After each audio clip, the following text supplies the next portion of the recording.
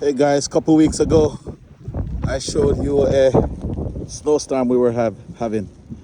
We got one after that one, and then this is the next one.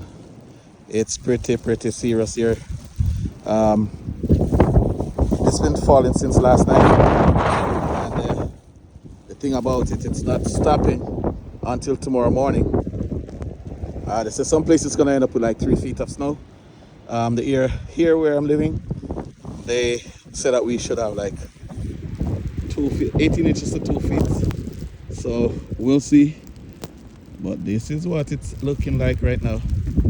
My step is almost covered on my front door. And on the entry porch is covered. So I'll see.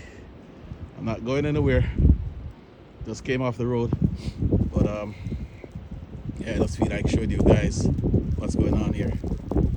Alright.